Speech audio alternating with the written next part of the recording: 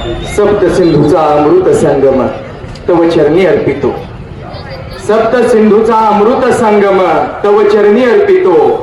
कड्या कपाळी गडकोट इथला शिव शंभू गरजतो. रायगडास आम्ही तीर्थक्षेत्रा एवढे पूजितो. छत्रपती शिवाजी महाराज गर्वाने गौरवितो, गर्वाने गौरवितो. गावागावामध्ये माझ्या राजाचे अशा पद्धतीचे स्टॅच्यू उभा राहिले पाहिजेत, जे सदैव आमच्या पुढच्या पिढीला प्रेरणा दिल्याशिवाय राहणार नाही. माझा राजा रयतेचा राजा म्हटलं जातं. मग रयतेचा राजा का म्हटलं जातंय? शेतकऱ्यांचा राजा का माझ्या राजाला म्हटलं जातं? आजही सणासुदीच्या दिवशी माझी माता भगिनी अरे ओवाळताना म्हणते, इडापिडा टळू दे आणि बळीचं राज्य येऊ दे, आणि बोट कडा कडा मोडते. अरे बळीचं राज्य म्हणजे माझ्या शिवबा राजाचं राज्य. हे आजही आमच्या माऊलीला अभिप्रेत आहे. हे राज्य निर्माण झालं पाहिजे, शेतकऱ्यांचं राज्य आलं पाहिजे. आपला भाग सधन, या भागामध्ये उत्पन्नही शेतातून चांगलं मिळतंय, पण मराठवाड्यासारख्या भागामध्ये जर गेलात तर शेतकऱ्यांची अवस्था आम्हाला दयनीय पाहायला मिळते. शेतकरी कर्जबाजारीपणामुळे स्वतः आत्महत्या करायला लागले. लाखाचा पोशिंदा असणारा हा शेतकरी आज लाखाने मरताना दिसतोय. एका दाण्याचे लाख हजार दाणे निर्माण करण्याची ताकद आमच्या शेतकऱ्यामध्ये आहे, पण आज तो दाण्याला मोहताज होताना सुद्धा आम्हाला पाहायला मिळतो. ज्या देशामध्ये सोन्याचा धूर निघायचा त्याच ठिकाणी शेतकऱ्याच्या सरणाचा धूर सुद्धा पाहायला मिळतो. मग मला प्रश्न पडतो की अरे माझ्या राजाच्या स्वराज्यामध्ये दुष्काळ पडत नव्हता का? हो, पडत होता स्वराज्यामध्ये दुष्काळ. मला पुन्हा प्रश्न पडतो, माझ्या राजाच्या स्वराज्यामध्ये शेतकरी आत्महत्या करत होता का? त्याचं उत्तर शोधल्यानंतर लक्षात आलं नाही, स्वराज्यात एकाही शेतकऱ्याने आत्महत्या केली नाही. दुष्काळाचं अचूक नियोजन माझ्या राजाने केलेलं होतं. आणि जर दुष्काळ पडला तर राजानं गावातल्या देशमुखाला सतत ताकीद दिलेली होती की सरकारी धान्य साठामधील खंडी 2 खंडी धान्य कमी पडलं तरी चालेल, खर्च झालं तरी चालेल, पण कोणताही माझा रयत उपाशी झोपता कामा नये. प्रत्येकाच्या पोटाला अन्न मिळालं पाहिजे. आणि दुष्काळ मिटला, पाऊस पडला, आमचा बळीराजा सुखावला. अरे पण शेतात पेरायला बीज नाही, बैलजोडी घ्यायची पैसा नाही. पण माझ्या राजालाही माहिती होतं, अरे या शेतकऱ्यांना बैलजोडी घेण्यासाठी बिगर व्याजी कर्ज देण्याचं काम माझ्या राजानं केलं. मोफत बी बियाणे देण्याचं काम केलं. जमिनीची फेरमोजणी केली. शेतसाऱ्याचा दर निश्चित केला. दुष्काळ पडला तर शेतसारा सुद्धा माफ करून टाकला. अरे अचानक जर शेतातून मोठ्या प्रमाणात धान्य निर्माण झालं की बाजार भाव पडतात. कांद्याची टंचाई निर्माण झाली, कांदा 100 रुपयावर जातो आणि त्याच मुबलक उत्पादन झालं तो अगदी 7-8 रुपयापर्यंत येतो. मग माझ्या राजाच्या काळामध्ये सुद्धा धान्याचं उत्पादन मोठं झालं तरी शेतकऱ्यावर अन्याय होत नव्हता. ते सर्व धान्य जे आहे तो आपला राजा विकत घ्यायचा. सरकारी धान्य गोदामामध्ये ते धान्य साठवलं जायचं आणि परदेशामध्ये ते धान्य विक्रीसाठी पाठवण्याचं काम माझ्या राजानं केलं. आणि म्हणून आजही आमची माई भगिनी म्हणते, माझ्या शिवबाचं राज्य आलं पाहिजे, माझ्या राजाचं राज्य आलं पाहिजे. मित्रांनो, परिस्थिती जर सुधारायची असेल तर आता रडत बसण्याची गरज नाही. बस झालं आता उंटाहून शेळ हाकणं, बस झालं आता उंटाहून शेळ हाकणं. ज्याच्यासाठी तुम्ही पडल आगहान, ज्याला निवडून दिलं त्याला सुद्धा पाडायला शिक. कुणब्याच्या पोरा आता लढायला शिक, कुणब्याच्या पोरा आता लढायला शिक. लढण्याचा बाणा आम्हाला आमच्या राजाने दिला, आमच्या शिवाजी राजाने दिला. आजही पहा 21व्या शतकात राजांचं कार्य आम्हाला प्रेरणादायी ठरतं. ज्या रयत शिक्षण संस्थेमध्ये मी शिक्षक म्हणून काम करतो त्या रयत शिक्षण संस्थेचे संस्थापक पद्मभूषण डॉक्टर कर्मवीर भाऊराव पाटील. रयत उभा केली, शाळा सुरू झाला, पण पैसा लागत होता. पैसा उपलब्ध करायचा कसा, लोकांपुढे जायचे, लोकांपुढे झोळी पसरायचे, गोरगरिबांच्या लेकरांना शिकवतो, कोणी मदत देता का मदत, अरे त्या झोळीमध्ये कोणी पैसा टाकायचं, त्या झोळीमध्ये कोणी सोनं टाकायचं, अरे त्या झोळीमध्ये कोणी आपल्या जवळ असणारे लेकरांचे फाटके कपडे असतील तेही टाकायचे, कारण वसतिगृहातल्या पोरांना त्याचा उपयोग व्हायचा. सातारा या ठिकाणी का कॉलेजची उभारणी सुरू होती. त्या कॉलेजला नाव दिलेलं होतं छत्रपती शिवाजी महाविद्यालय. कॉलेज उभा करायचं सोपी बाब नव्हती, लाखांनी पैसा लागणार होता. अण्णा महाराष्ट्रभर फिरत होते, पैसा गोळा करत होते, पण पैशाची मात्र पोटी भागवत होत नव्हती. मग अशा वेळी अण्णांची अडचण एका शेठजींनी ओळखली आणि भाऊरावांना पत्र पाठवलं, वाटेल तेवढी रक्कम तुम्हाला देतो, एका चेक वरती सही करून देतो, तुम्ही तो फक्त आकडा टाका, तुम्ही माझ्याकडे या. ते पाहिलं भाऊरावांनी पत्र आणि दुसऱ्या दिवशी भल्या पहाटे त्या शेठजीच्या दारामध्ये कर्मवीर भाऊराव पाटील गेले. शेठजीने चांगलं स्वागत केलं, अण्णांच्या कामाचं कौतुक केलं आणि एक चेक वरती सही केली, भाऊरावांच्या हातात दिली आणि भाऊरावांना म्हणतो, अण्णा जेवढी वाटेल तेवढी रक्कम तुम्ही त्याच्यावरती टाका. भाऊरावांना आनंद झाला, पण शेठजी म्हणतो माझी एक अट आहे. भाऊराव म्हणतात तुझी अट काय, अरे वाटलं तर माझ्या कातड्याचे जोडे तुझ्या पायात घालतो, पण तू मदत करतोय ना, जेवढी शक्य तेवढी मदत कर. तो शेठजी म्हणतो अण्णा काही बाकी करू नका, तुम्ही साताऱ्यामध्ये कॉलेज काढता, कॉलेजला नाव दिलेलं आहे छत्रपती शिवाजी महाविद्यालय, तुम्ही त्या कॉलेजचं नाव तेवढं बदलून टाका आणि त्या ठिकाणी माझ्या स्वर्गीय बापाचं नाव द्या.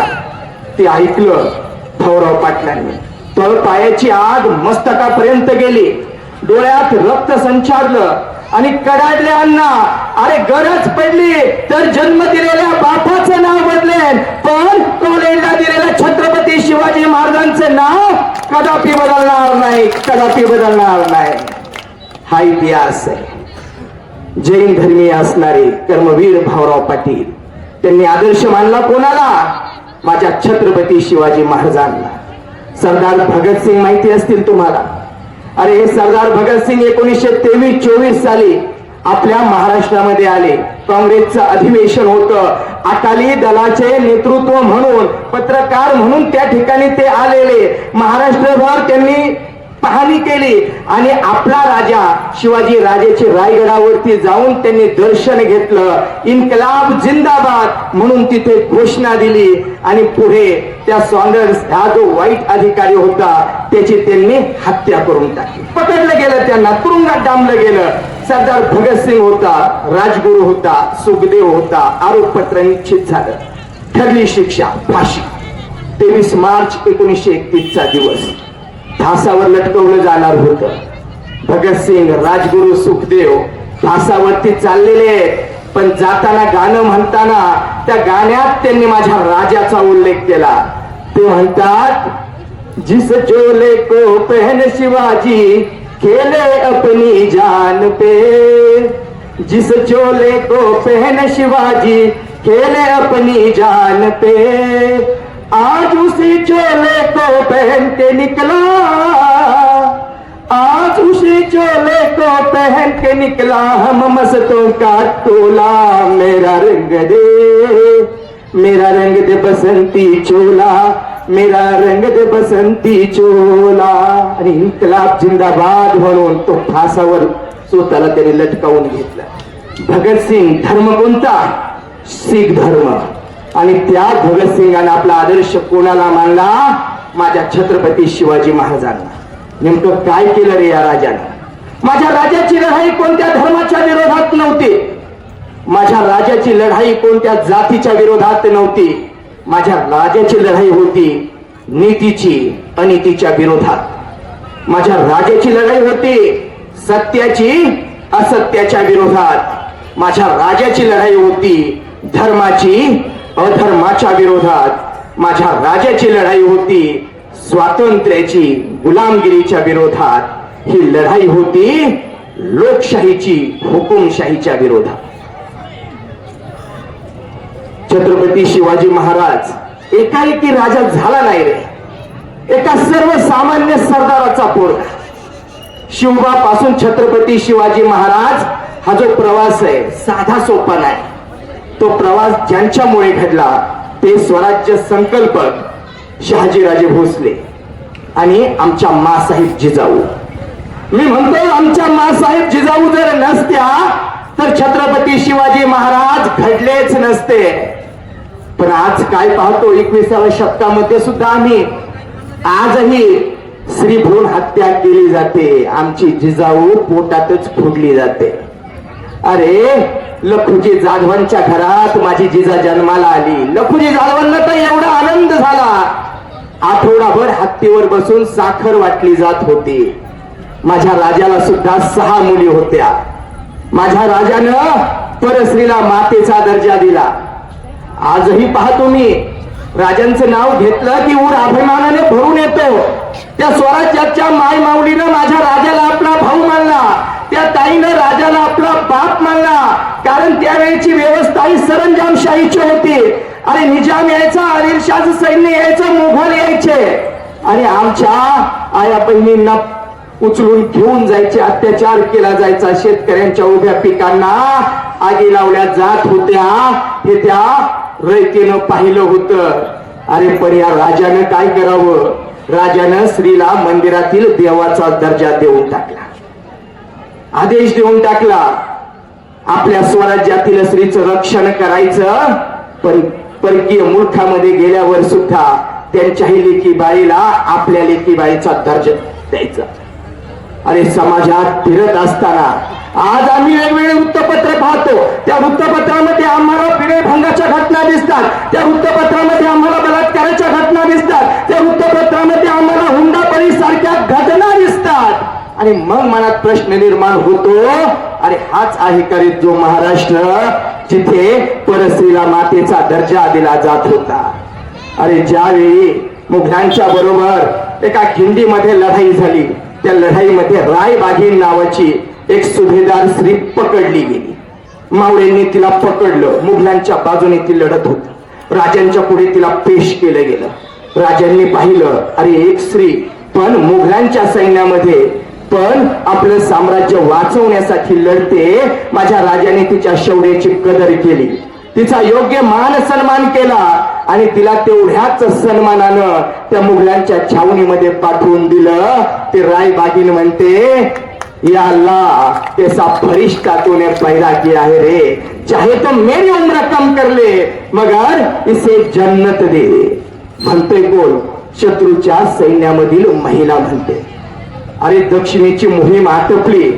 त्या मोहिमेवरून परत येत असताना आमचा एक सरदार, ज्याला बेलापूर नावाची जी एक गढी आहे, ती बेलवडीची गढी त्याला जिंकून घ्यायची होती.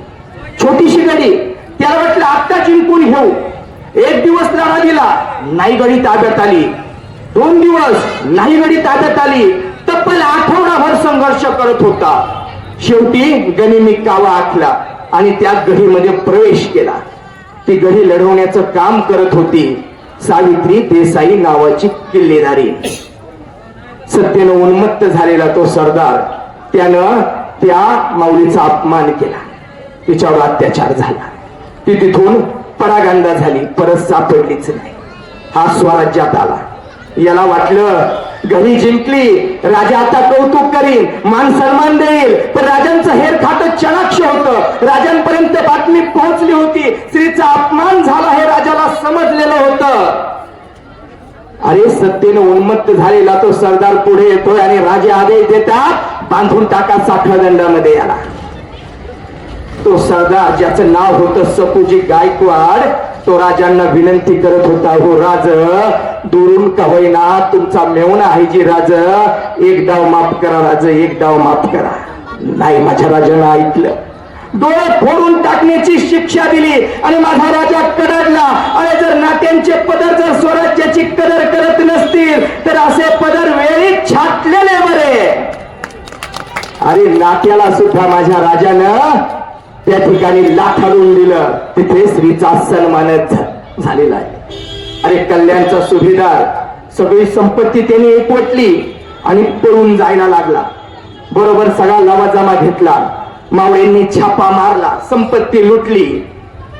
कल्याणचा सुभेदार पळून गेला आणि त्या सुभेदाराची सून त्या सैन्याच्या ताब्यामध्ये आली.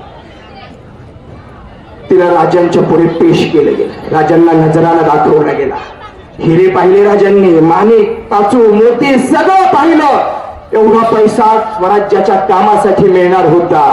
सैनिक राजांना म्हणतो, राजे याहीपेक्षा छान नजराला तुमच्यासाठी आणला. आणि त्या स्त्रीच्या चेहऱ्यावरती असणारा जो पदर होता तो बाजूला काढला गेला.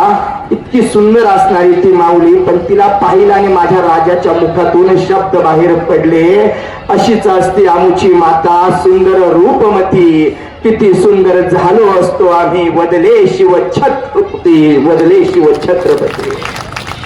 मित्रांनो, परस्त्रीला माझ्या राजानं आई बहिणीचा दर्जा दिला रे. अरे जिथे स्त्रीचा अपमान झाला ना तिथे रामायण घडलं. जिथे स्त्रीचा अपमान झाला ना तिथे महाभारत घडलं. पण जिथे परस्त्रीला मातेचा दर्जा दिला गेला तिथे फक्त आणि फक्त स्वराज्य उभं राहिलं, स्वराज्य उभं राहिलं. अरे राजांना जीव देणारी माणसं मिळाली, स्वतःचा जीव वाचवणारी नव्हती. काही झालं माझा राजा वाचला पाहिजे ही भूमिका त्यांची होती. अरे त्या मुघलांच्या सैन्यामध्ये असणारे सैनिक लढायचं फक्त आणि फक्त पैशासाठी. पण माझ्या स्वराज्याचा मावळा पैशासाठी लढत नव्हता, पोटासाठी लढत नव्हता, लढत होता स्वराज्याच्या अस्तित्वासाठी. आणि तो औरंगजेब स्वराज्याचा ठास गिळून घेण्यासाठी टपून बसलेला. एक मातब्बर सरदार त्याने स्वराज्यामध्ये पाठवला, ज्याचं नाव होतं मिर्झा राजा जयसिंग. मिर्झा राजा स्वराज्यात चालून आला. बरोबर 80,000ची फौज घेतली, तोफखाना घेतला, दारुगोळा घेतलेला. मजल दर मजल करत करत स्वराज्यावरती हा शत्रू येतोय. राजांपर्यंत बातमी पोहोचली, पण शत्रू मोठा होता. इथे शक्तीचा उपयोग होणार नव्हता, इथे युक्तीचाच वापर करावा लागणार होता. तर मिर्झा राजा जयसिंगने आपल्या बरोबर आणला होता दिलेर खान, अतिशय कपटी शूर असा सरदार. त्यांना जिंकून घ्यायचं होतं पुरंदर, पण पुरंदर सहजासहजी जिंकून घेणं शक्य नव्हतं. मग पुरंदर जर घ्यायचं असेल तर पुरंदरच्या शेजारी असणारा आधी वज्रगड जर ताब्यात आला तर तिथून हा पुरंदर सहज टप्प्यात येईल, आपल्याला घेता येईल हे दिलेर खानाला माहिती होतं. आणि म्हणून त्याने आपला फौज फाटा त्या वज्रगडाकडे वळवला. आपल्या त्या वज्रगडामध्ये फक्त 500 मावळे होते. त्या दिलेरला वाटलं एका दिवसात किल्ला ताब्यात घेऊ, प्रयत्न करतोय. एक दिवस गेला, किल्ला ताब्यात नाही आला. तोफांचा मारा करतोय, किल्ला ताब्यात नाही आला. आमच्या 500 मावळ्यांनी तब्बल 1.5 महिना तो किल्ला लढवत होते. पण 1.5 महिन्याच्या नंतर त्या तोफांच्या माऱ्या पुढं शेवटी वज्रगडानं हार मानली आणि वज्रगड दिलेर खानाच्या ताब्यात आला. आता तिथून पुढे पुरंदर घेणं शक्य होतं, कारण त्या वज्रगडावरून अचूकपणे तोफांचा मारा केला की तो पुरंदरच्या बुरुजावर जाऊन आदळत होता. पुरंदरच्या बुरुजावरती एक एक तो गोळा ठासळत होता. पण आतमध्ये असणारा किल्लेदार प्रचंड शोध. काही झालं, पुरंदर ताब्यातून जाऊ द्यायचा नाही. त्या किल्लेदाराचं नाव होतं मोरारबाजी देशपांडे. जवळची फौज फक्त 1,000ची. लढतोय, प्राणप्राणाने लढतोय, काही करायचं, हा किल्ला जाऊ द्यायचा नाही. पण तोफांचा मारा प्रचंड होतोय. दिलेरच्या माऱ्या पुढे आता किल्ला जास्त काळ टिकवणं अवघड आहे याची जाणीव मोरारबाजीला झाली. मोरारबाजीनं रात्री एक धाडसी बेत आखला. 500 मावळ्यांनी तो पुरंदरचा किल्ला राखायचा आणि बाकीच्या 500 जणांना घेऊन आपण शत्रूच्या सैन्यात घुसायचं आणि घुसून डायरेक्ट दिलेरच कापायचा. हा धाडसी बेत आखला. दुसऱ्या दिवशी सकाळी हर हर महादेवची गर्जना झाली आणि त्या दिलेरच्या सैन्यावरती आमचा मुरार आणि आमचे 500 मावळे तुटून पडले. बघता बघता 400-500ची दिलेरची फौज अक्षरशः कापून काढली. मुरारच्या सामर्थ्यापुढं टिकणं अवघड होतं याची जाणीव दिलेर खानाला झालेली होती. पण हा जर मुरार अडवला नाही तर हा दिलेरला मारीन याची जाणीव त्या उपस्थित असलेल्या त्या सरदाराला झालेली होती. कारण आमच्या मुरारच्या हातामध्ये 2 तलवारी होत्या. वाऱ्याला ही लाज वाटावी आणि विद्युल्लता चमकावी अशा गर गर गर त्याच्या तलवारी फिरत होत्या.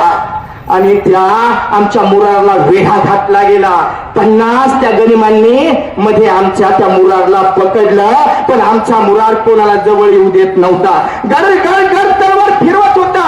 समोर येईल तेव्हा कापत सुटला मुरार. अरे अक्षरशः रक्तानं न्हावून निघालेला होता. त्याचं ते अभूतपूर्व शौर्य पाहिलं आणि दिलेर खान त्या अंबारीमधून मोठ्याने ओरडला, रोखतो लढाई, लढाई रोखतो. जगाच्या इतिहासात पहिल्यांदाच चालू लढाई थांबवली गेली. का? तो दिलेर खान प्रभावित झाला माझ्या मुरारच्या शौर्यानं.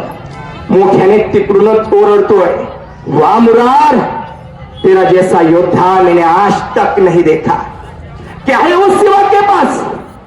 आओ हमारे पास, बादशाह को बतलाऊंगा, बड़ी सी सल्तनत दिलवा दूंगा.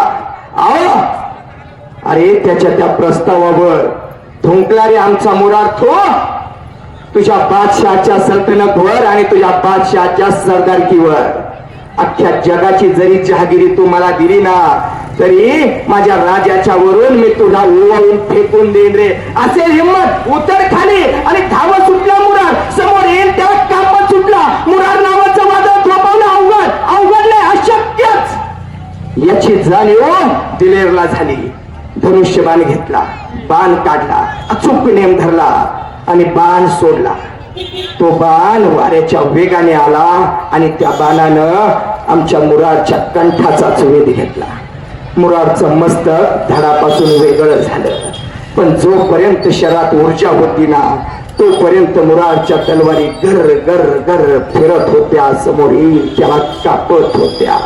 आमच्या मुरारच्या रक्तानं आणि 500 मावळ्यांच्या त्या रक्तानं पुरंदर अक्षरशः न्हावून निघाला रे. अरे अशी माणसं होती, लढली माझ्या राजासाठी, लढली स्वराज्यासाठी. म्हणून मला म्हणावंसं वाटतं, लढण्यासाठी जन्म आमुचा, हारणं आमुच्या रक्तात नाही. लढण्यासाठी जन्म आमुचा, हारणं आमुच्या रक्तात नाही. जोवर मैदानात उभा मी जिंकणं नियतीलाही शक्य नाही, नियतीलाही शक्य नाही.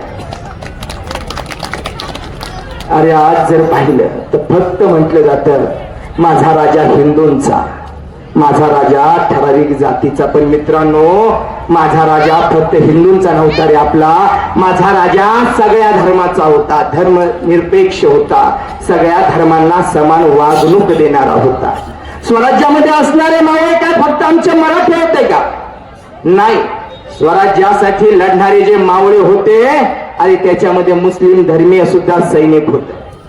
ज्या पद्धतीने माझ्या राजानं मंदिरांना देणग्या दिल्या ना, आणि तशा देणग्या मस्जिदला सुद्धा देण्याचं काम माझ्या राजानं केलेलं आहे. सुफी संत याकूत बाबा, अरे यांना 653 एकर जमीन रत्नागिरीमध्ये असणारा सुवर्णदुर्ग तालुका आहे, त्या ठिकाणी बक्षीस पत्र म्हणून दिले. आजही त्याची सरकारी दस्तावेज मध्ये आम्हाला नोंद पाहायला मिळते. त्या याकूत बाबांना माझ्या राजानं आपला गुरु मानलेलं. अरे ज्याचा तोफखाना प्रबळ ना, त्याला युद्धात कोणीच पराभूत करत नाही. मग आमच्या तोफखान्याचा प्रमुख कोण होता? अरे आमच्या तोफखान्याचा प्रमुख होता इब्राहिम खान. आमच्या नौदलाचा प्रमुख कोण होता? दर्या सारंग दौलत खान. अरे ज्यावेळी अफजल खान स्वराज्यावरती चालून आला, त्यावेळी त्या अफजल खानाचा कोथळा बाहेर काढण्यासाठी माझ्या राजाला ज्यानं वाघनख दिले ना, तो रुस्तुमे जमाल, तो मित्रांनो मुसलमान होता. अरे ज्यावेळी माझा राजा पन्हाळ्यामध्ये कैद झाला, त्यावेळी काही झालं तरी राजा वाचला पाहिजे, आणि म्हणून राजांना वाचवण्यासाठी स्वतःच्या मुलासह त्या शत्रूच्या सैन्यावर तुटून पडणारा सिद्धी हिलाल मुसलमान होता, आणि त्याचा मुलगा त्याच्यामध्ये गंभीर घायाळ झाला, तो व्हावा, अरे तोही मुसलमान होता. राजांना होते 23 अंगरक्षक, पैकी 11 अंगरक्षक मित्रांनो मुसलमान होते. आणि अंगरक्षकाचं महत्व इंदिरा गांधींच्या प्रसंगावरून आम्हाला पाहायला मिळतं. आणि मग मला तिथे प्रश्न पडतो, अरे माझा राजा नेमका कोणाचा होता? माझा राजा हा सगळ्या समाजाचा होता. माझा राजा हा मानवतेचा उपासक होता. अरे मित्रांनो, भगवत गीता वाचल्यावर आम्हाला हिंदू धर्म समजतो, कुराण वाचल्यावर आम्हाला मुस्लिम धर्म समजतो. अरे ज्यावेळी गुरु ग्रंथ साहिबा वाचतो ना, शीख धर्म समजतो. अवेस्ता वाचल्यानंतर पारसी धर्म समजतो. त्रिपिटिका वाचल्यावर बौद्ध धर्म समजतो. पण ज्यावेळी आम्ही आमच्या राजाचं चरित्र वाचतो ना, आम्हाला कोणता धर्म समजत नाही, आम्हाला कोणती जात समजत नाही, आम्हाला कोणता पंथ समजत नाही. आम्हाला समजते ती फक्त माणुसकी, माणुसकी आणि फक्त माणुसकीच. अरे या राजाचा आदर्श त्यामुळे समाजाने घेतला. अरे माझे डॉक्टर बाबासाहेब आंबेडकर विश्वरत्न झाले, संविधान लिहिलं. ज्यावेळी बाबासाहेबांनी संविधान लिहिलं, आमचे पत्रकार बांधव जमले आणि बाबासाहेबांना विचारतात, अहो साहेब, अखंडप्राय असणारा हा भारत देश, दऱ्याखोऱ्यांचा असणारा भारत देश, प्रचंड याचा विस्तार, 18 पगड जातीची लोक इथं राहतात, या देशाचं संविधान तुम्ही कसं लिहिलं? तुम्हाला कसं शक्य झालं? त्यावेळी बाबासाहेब म्हणतात, संविधान लिहिण्याला मला अडचण आली नाही, कारण संविधान लिहिण्यापूर्वी लोकशाही जपणार छत्रपती शिवाजी महाराजांचं चरित्र मी वाचलो. म्हणजे माझ्या राजाचं चरित्र वाचून संविधान लिहिलं जातं. अरे आज 21व्या शतकामध्ये राजांचं कार्य आम्हाला प्रेरणादायी ठरतंय. माझा राजा अंधश्रद्धा पाळणारा मुळीच नव्हता. आम्ही काळ्या रंगाला अशुभ मानतो, पण मित्रांनो लक्षात घ्या, वर्गामध्ये काळ्या रंगाचा असणारा फळा आपल्या लेकरांचं उज्ज्वल भविष्य घडवण्याचं काम करत असतो. आम्ही अमावस्येला पवित्र मानतो. आमचा शेतमजूर अमावस्येच्या दिवशी कामाला जात नाही, पण मला अभिमान वाटतो माझ्या राजानं केलेल्या बहुतांश लढाया ज्या आहेत ना, अरे त्या लढाया अमावस्येच्या काळ्या कुर्त्या अंधारात केलेल्या आहेत. त्याच्यामध्ये यश माझ्या राजानं मिळवलेलं. कित्येक किल्ल्यांचं भूमिपूजन अमावस्येच्या दिवशी झालं. अरे राजा रामाचा जन्म झाला. दासी धावत धावत येते आणि माझ्या राजाला म्हणते, राजे बाळराजे जन्माला आले. राजे गळ्यातील मोत्यांचा हार काढतात आणि दासीला भेट देतात. तेवढ्यात दासी म्हणते, पण राजे म्हणतात, पण म्हणजे आणखी काय? ती म्हणती, राजे बाळराजे पालथी जन्माला आले. त्यावेळी माझा राजा काय म्हणतो, अरे पालथी जन्माला आले ना, मग पाठशाहीला पालथ केल्याशिवाय सोडणार नाही. म्हणजे माझा राजा वैज्ञानिक दृष्टिकोन जपणार होता. त्या काळामध्ये समुद्राचा प्रवास निषिद्ध मानला जायचा. जो समुद्राचा प्रवास करेन त्याचा निर्वंश होईल असं म्हटलं जायचं. पण असं असताना सुद्धा माझ्या राजानं त्या समुद्रामध्ये आपलं नौदल उभा केलं, आपला आरमार उभा केला. कारण माझ्या राजाला माहिती होतं, ज्याचा आरमार प्रबळणार तो समुद्राचा राजा बनू शकतो. म्हणून माझ्या राजानं ते आरमार बनवलेलं होतं. मग हा वैज्ञानिक दृष्टिकोन आज आम्ही अवलंबला पाहिजे. माझ्या राजाच्या नावाचा फक्त वापर पुढे घोषणा देण्यासाठी नको. माझा राजा केवळ डोक्यावर घेऊन नाचण्याची बाब नाही. माझ्या राजाचे विचार आज डोक्यात घालण्याची गरज आहे. म्हणून मी सांगतो, आमच्या ज्या प्राथमिकचे धडे असतील, आमचे जे माध्यमिक शाळांचे धडे असतील, आणि त्याच्यामध्ये केवळ 10 मार्कासाठी किंवा 20 मार्कासाठी माझा राजा नको. अरे माझा राजा विषय एवढा मोठा आहे ना, अरे कित्येक जण जरी बसते ना, कित्येकांना PhD मिळेल, पण मित्रांनो हा विषय संपणारच नाही. आणि म्हणून माझ्या या राजाला आणि आमच्या माय भगिनींनी आपलं मानलं, लोक कलावंतांनी या राजाला आपलं मानलं. आणि तो सकाळच्या प्रहरी येणार जो वासुदेव आहे ना, तो वासुदेव सकाळच्या प्रहरी यायचा. त्यानं त्या सकाळच्या भक्तिगीतामध्ये माझ्या राजालाच कटिबद्ध केलं. त्या गीतामध्ये तो सकाळच्याच प्रहरी म्हणायचा, दान पावलं रे बाबा, दान पावलं, आहा वासुदेववाला रे वासुदेववाला, वासुदेववाला रे वासुदेववाला, सकाळच्या प्रहरी जय शिवराय बोला, वासुदेववाला रे वासुदेववाला, वासुदेववाला रे वासुदेववाला. नाही जागा कोणी झोपला प्रहार, दुःखी जीवा तुला शिवाचा सहार, तुझ्यासाठी देव शिवाजी हा झाला. वासुदेव आला रे वासुदेव आला, वासुदेव आला रे वासुदेव आला. जागा हो मानसा जीवन मोल, तुझ्या जीविताला लाखाचं मोल, तुझ्या जीविताला लाखाचं मोल. तुझ्या रक्षणाया शिव बहाला, स्वातंत्र्याचं दान देण्याशिवा आला, स्वातंत्र्याचं दान देण्याशिवा आला. वासुदेव आला रे वासुदेव आला, वासुदेव आला रे वासुदेव आला. सकाळच्या प्रहरी जय शिवराय बोला, वासुदेव आला हो वासुदेव आला. अरे त्या वासुदेवानं माझ्या राजाला कटिबद्ध केलं. आमच्या माय भगिनीनं आपल्या त्या जात्यातल्या ओव्यांमध्ये सुद्धा माझ्या राजालाच कटिबद्ध केलंय रे. अरे आज 21व्या शतकामध्ये आम्ही जगतो. आज जर आमची अवस्था पाहिली तर त्या घरातल्या पालीसारखी झालेली आहे.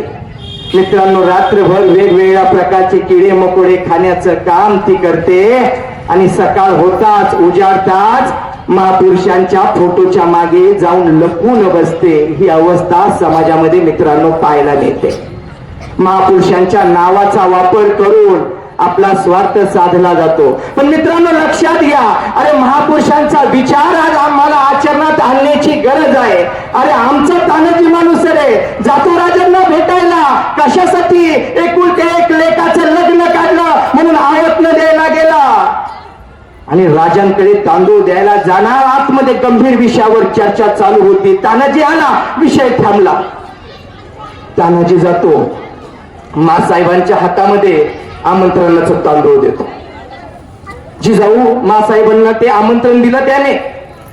राजांच्या हातामध्ये आमंत्रणाचं तांदूळ देतो आणि सांगतो, लेकाचं लग्न काढलंय, यावं लागन, हक्कानं सांगतोय. राजे होकाराची मान हलवतात, पण राजांच्या डोळ्यातील अस्वस्थता त्या तानाजीच्या लक्षात येते. तानाजी राजांना म्हणतो, राजे काय झालं? राजे म्हणतात, काहीच नाही. अहो राजे खोट्या नका हो बोलू. तुमच्या काळजाची नुसती तार जरी छेडली ना, त्याचा कांठाळा बसवणारा आवाज राजा आमच्या कानापर्यंत येतो. अडचण काय? राजे म्हणतात, अरे तान्ह्या कोंढाणा घ्यायचं म्हणतोय. तानाजी म्हणतो, घेऊ की मग, जाऊ का मोहीम? तेवढ्यात आमच्या मासाहेब म्हणतात, अरे तान्ह्या येडा का खोळा तू, लेकाचं लग्न काढलंय, आवतनं धाडायला माणसं पाठवली, पै पाहुणं जमल्यात, दारात मंडप सजलाय, सडा सारवण झाली, देवाला नैवेद्य सुद्धा दाखवलाय, घरात सोहळ्याचं अन्न रांधतय.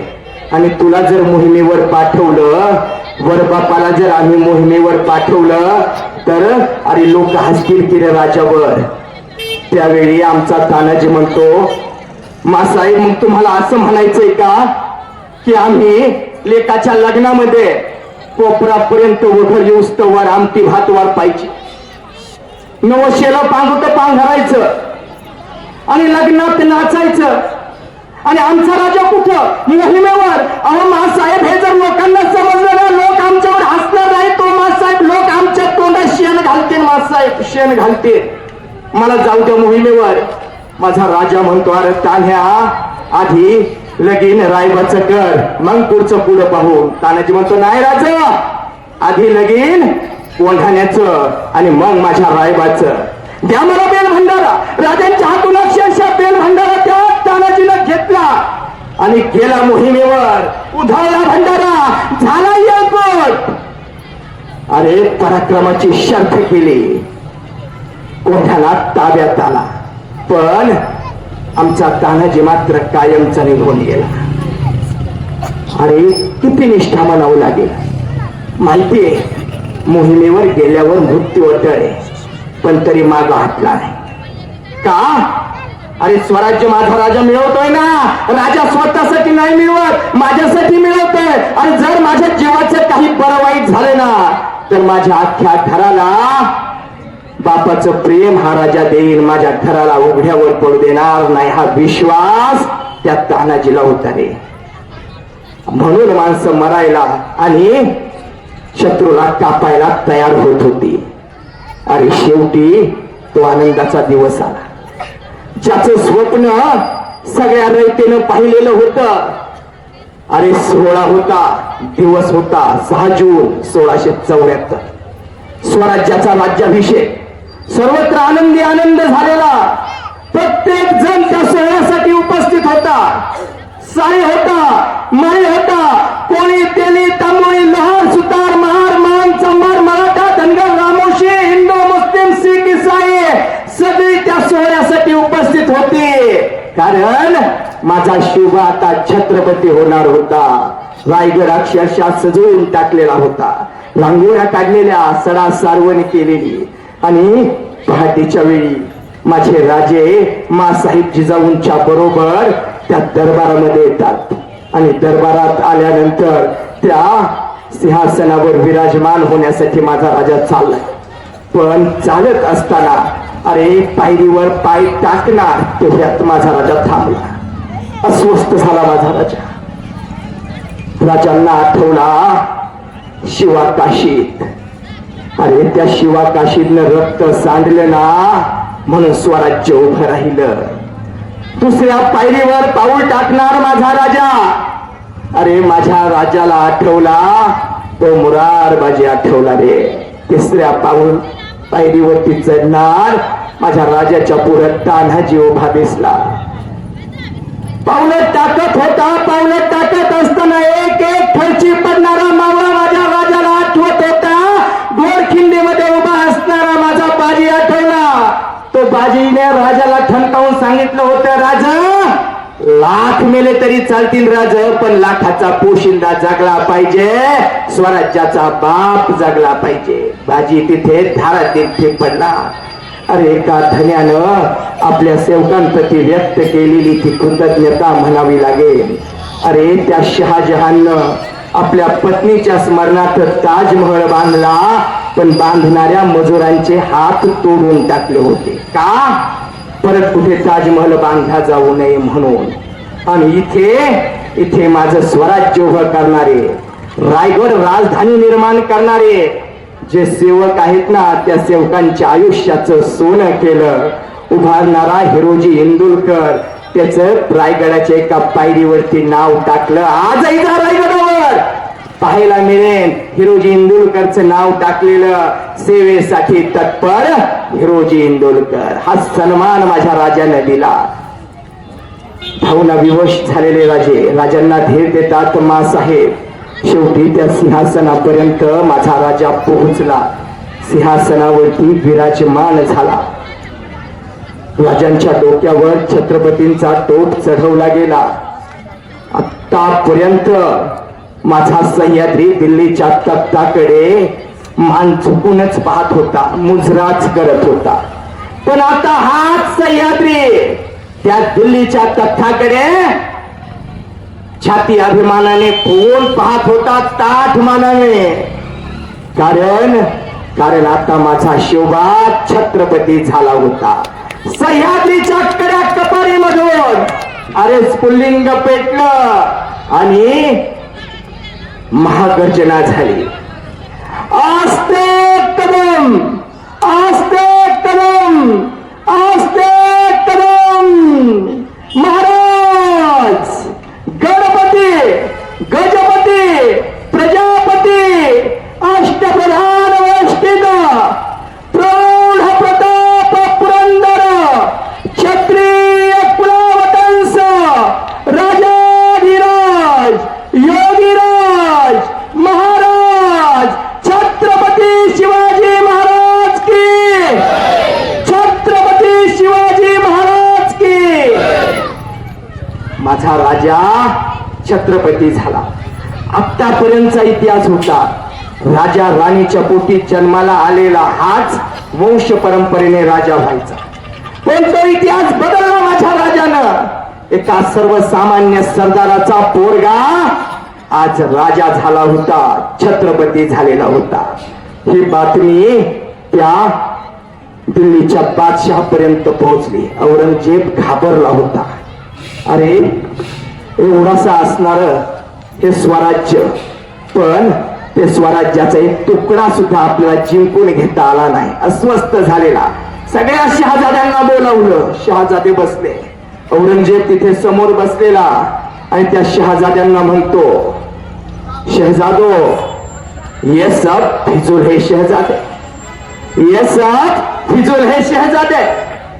चंगेज और तैमूर के खून ने कभी शिकस्त नहीं देखी, लेकिन आज तंजौर से लेके कंधार तक सारे हिंदुस्तान को मुगलों सल्तनत में शामिल करने की खोज देखने वाली ये महाबदौलत आज क्या देख रही है? हमारी आंखों के सामने हमारी सल्तनत की तामीर कर चुका है ये सिवा, हमारे लाखों के फौजों के सूबेदारों को शिकस्त दे चुका है ये सिवा, हमारे मिर्जा आमिर, गुलाबराव, तारिक, शाइस्ता खासा, जिनके लाल महल में सिवा ने छापा मारा, वो तो नसीब के बड़े सिकंदर निकले, इसलिए जान तो बच गई, मगर 3 उंगलियों पर समझौता करना पड़ा।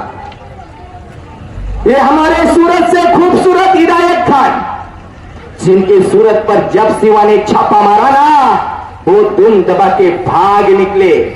ये हमारे जसवंत सिंह राठौर, इन्होंने मराठों के वार अपने सीने पे नहीं, अपने पीठ पर खाए। ये हमारे हफ्से पोलट था, जब सिवा आगरा में कैद था, तब इनके हथेली पे मिठाई देके सिवा भाग निकला। सभी मंसूबों को पानी में फेर दिया इस हफ्सी पोलाद खाने।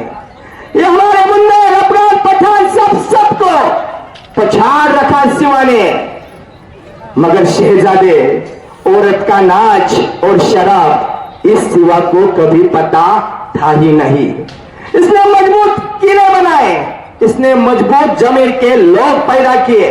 इस हिंदुस्तान की हर एक चीज में खरीद सकता हो, मगर सिवा के जाबाज मावलों ने अपने आप को कभी बिकने नहीं दिया। ये सिवा धोखाबाज है। औरंगजेब म्हणतो शहजाद्यांना, हा शहजादे, ये सिवा जो है वो दगाबाज है, ये सिवा मगरूर है, मगर उसका चाल चलन देखा जाए ना तो दूध से भी ज्यादा साफ और बुलंद मीनार की तरह आसमान को चूम रहा है। या अल्लाह, तूने दुश्मन भी ऐसा दिया, वीर सिवा के जैसा दिया, वीर सिवा के जैसा दिया। म्हणतोय कोण? औरंगजेब। अरे शत्रूनं सुद्धा माझ्या राजाचं कौतुक केलं। माझा राजा आदर्श होता, आदर्श। जर आज कोणी जर विचारलं ना की तुम्हाला काय व्हायचं, मी म्हणेल अशी गोष्ट मागायची जिथपर्यंत आपण पोहोचूच शकत नाही। आपण म्हणायचं मला शिवाजी व्हायचं, म्हणजे कोणतं क्षेत्र असू द्या, त्या क्षेत्रामधलं सर्वोच्च स्थान आपण प्राप्त करण्याच्या दृष्टीने प्रयत्न करायचा आहे।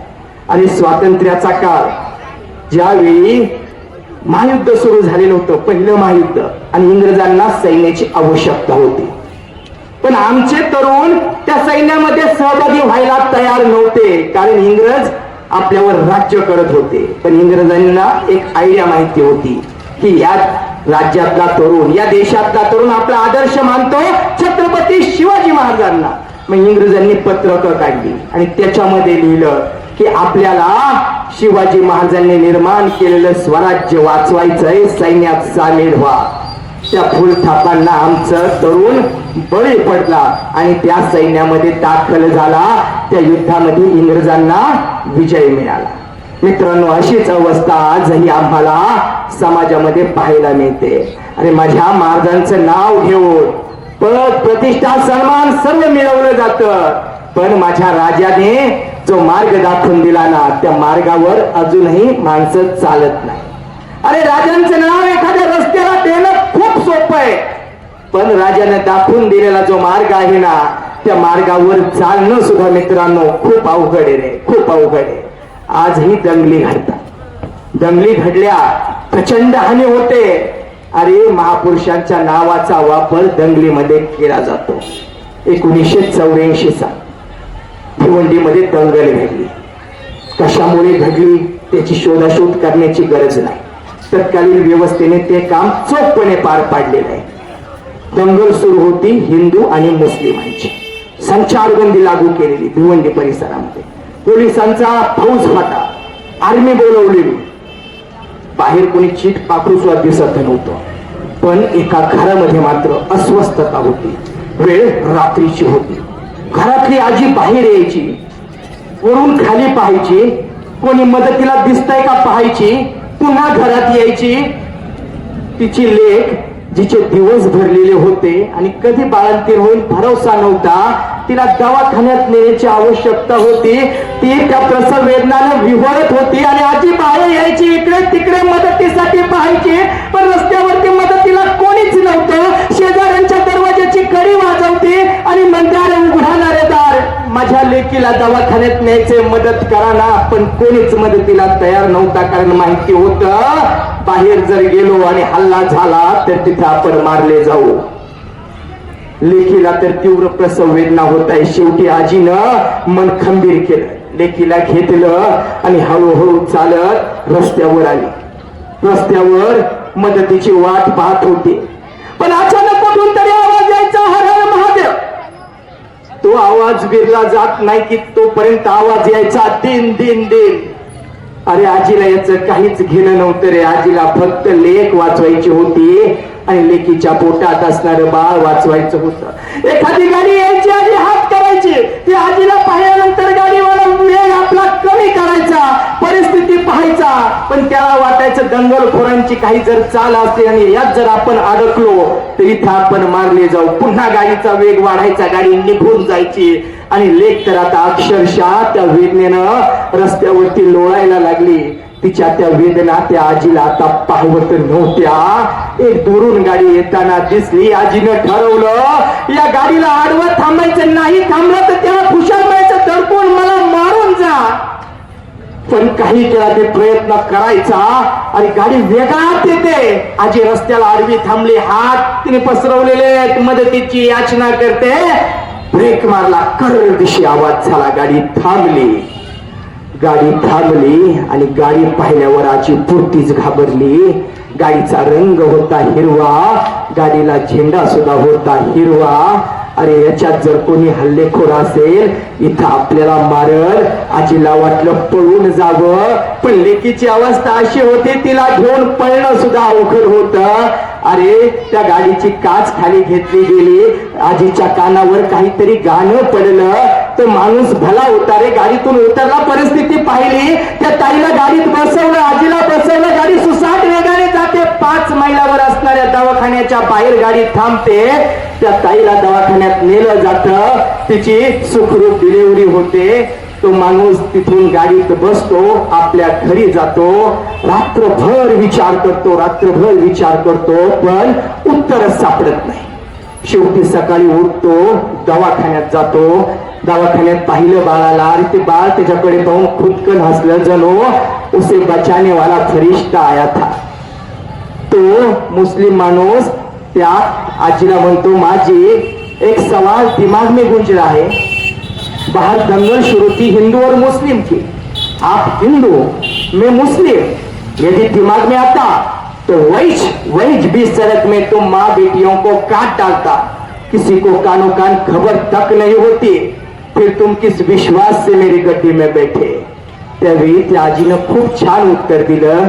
ती आजी म्हणते, रात्रीच्या वेळी मदतीची याचना मी करत होते, तुझी गाडी थांबली, तुझी गाडी रंग पाहिला गाडीचा, पुरती गांगरून गेले, आता आपलं काही खरं नाही याची मला खात्री होती. पण ज्यावेळी तुझ्या गाडीची काच खाली घेतली ना, त्यावेळी मला तुझ्या गाडीमधून छत्रपती शिवाजी महाराजांचा पोवाडा ऐकू आला. आणि मला माहिती होतं जिथे राजाच्या विजयाची गाथा गायली जाते तिथे प्रत्येक आई बहिणीचं रक्षणच होतं, आणि म्हणून मी तुझ्या गाडीत बसले. मित्रांनो, खरा शिवाजी आज सांगण्याची गरज आहे. अरे ढाल तलवारीच्या पलीकडचा शिवाजी आज समजला पाहिजे. आणि हा शिवाजी जेव्हा समजेल ना, तेव्हा समाजात दंगली मित्रांनो होणार नाही. आज आम्ही पाहिलं, कोणी एकत्र आले भगव्यासाठी, कोणी एकत्र आले निळ्यासाठी, कोणी एकत्र आले हिरव्यासाठी, तर कोणी एकत्र आले पांढऱ्यासाठी. जाती जातीच्या आधारे माणसे एकत्र आली, पण एकत्र येत असताना मित्रांनो, आमच्या अस्मितेचं प्रतीक असणारा आमचा तिरंगा राष्ट्रध्वज आम्ही कुठे हरवून बसलो आम्हाला समजलं नाही. मित्रांनो, कोणताही झेंडा हातात घ्या, पण लक्षात घ्या त्या झेंड्याचा जो दांडा आहे ना, तो माझ्या छत्रपती शिवाजी महाराजांच्या विचाराचा असू द्या, समतेचा असू द्या. क्रांती झाल्याशिवाय राहणार नाही. शिवाजी महाराज केवळ नाव घेऊन, जयंती साजरी करून, रात्रभर नाचून संपणारा विषय नाही. पिढ्या राजांचे विचार आम्हाला प्रेरणादायी ठरणार आहे. आजही समाजामध्ये कोणत्याही घडामोडी पहा, त्यामध्ये आम्हाला आमच्या राजांचे विचारच प्रेरणादायी ठरतात. मी म्हणतो, जो माणूस राजाचं चरित्र वाचतो ना, तो माणूस जीवनात अयशस्वी होणारच नाही. तो माणूस जीवनात आत्महत्या करणार नाही.